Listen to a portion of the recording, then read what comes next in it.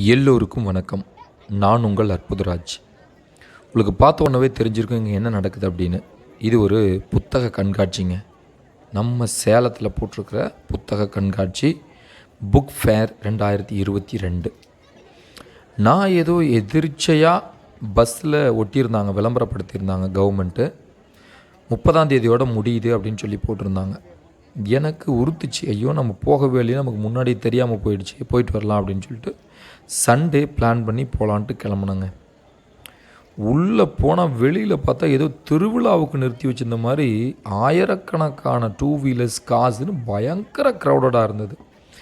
என்ன இருக்க போகுது அப்படின்னு சொல்லி ஒரு தயக்கத்தோடு தான் உள்ளே போனேன். உள்ளே போனால் இவ்வளோ தான் பப்ளிஷர்ஸ் இல்லைங்க, அவ்வளவு பப்ளிஷர்ஸ்னுடைய புக்ஸ், கடல் அலை போல் புத்தகங்கள், மக்கள் கூட்டம். இங்கே பார்த்தீங்கன்னா உங்களுக்கு தெரியும், அவ்வளவு கூட்டங்க, ஒரு திருவிழாவை தாண்டிய ஒரு கூட்டம். எனக்கு ஒரு டவுட் இருந்துச்சு, இன்னைக்கு காலகட்டம் சோசியல் மீடியாஸு, மொபைல், நெட், இணையம் இந்த மாதிரிலாம் நிறைய பார்க்குறாங்க. புத்தகங்கள்லாம் போட்டு இன்றைக்கி யாருப்பா புக்கு படிக்கிறாங்க அப்படின்னு எனக்கு ஒரு தயக்கம் இருந்துச்சு.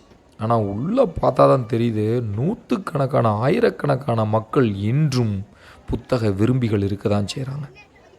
மக்கள் தங்களுக்கான புத்தகங்களை தேடுறாங்க. பார்த்திங்கன்னா பள்ளிகளிலிருந்து, பல பள்ளிகளிலிருந்து ஞாயிற்றுக்கிழமையும் பாராமல் தங்களுடைய குழந்தைகளை கூட்டிக்கிட்டு ஆசிரியர்கள் ஒரு பொறுப்பெடுத்து குழந்தைங்களை கூட்டிக்கிட்டு வந்திருக்காங்க. அதே போல் முஸ்லீம் நண்பர்களுக்குன்னு தனியாக அவங்களுடைய பப்ளிஷர்ஸ்னு புக்கு போட்டு வச்சுருக்காங்க. ஸோ எல்லாருக்கும் இனம், மொழி அப்படின்னு எதையும் பாராமல் அனைத்து வகையான புத்தகங்களும் அப்படி கொட்டி கிடக்குதுங்க.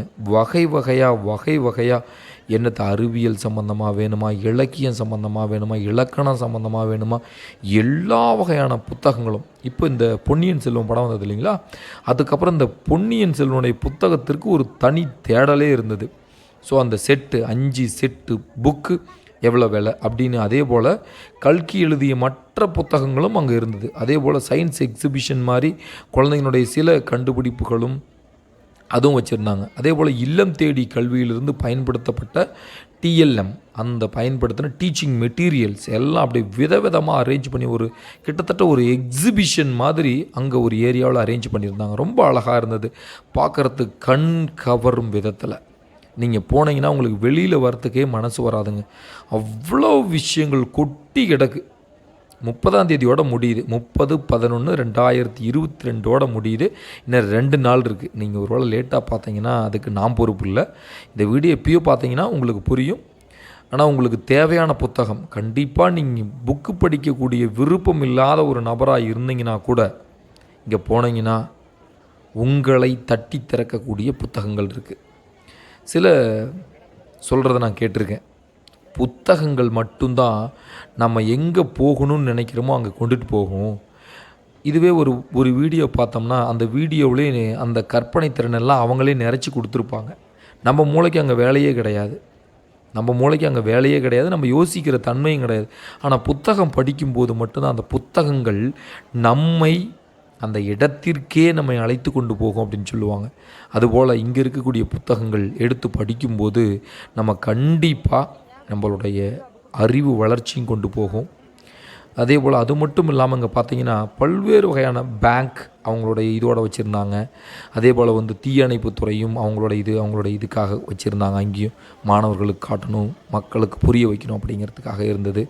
அதே போல் சில பைகள், துணி பைகள், கோணி பைகளில் செய்யப்படக்கூடிய பைகள், பிளாஸ்டிக் ஒழிப்பு, இது போன்ற விளம்பரங்களை உடைய பதார்த்தங்களும் அங்கே இருந்துச்சு. அதே போல் ஆவினுடைய அந்த எப்படி பால் உற்பத்தி செய்கிறாங்க அப்படிங்கிற ஒரு இதுவும் அழகான விளக்கப்படம், அருமையாக விளக்கத்தோடு அங்கே வச்சுருந்தாங்க. ரொம்ப அழகாக இருந்தது. ஒவ்வொன்றுமே மிஸ் பண்ணாமல் எல்லாமே பார்க்கக்கூடிய ஒரு விஷயம். அதே போல் அதனுடைய எண்டில் பார்த்தீங்க அப்படின்னா அப்படியே பேச்சாற்றல் போய்கிட்டே இருந்தது. நான் போயிருந்தப்போ, சண்டே போயிருந்தப்போ 27ஆம் தேதி நான் போயிருந்தேன். ஒரு அழகான ஒரு பட்டிமன்றம் நடந்தது, டிபேட்.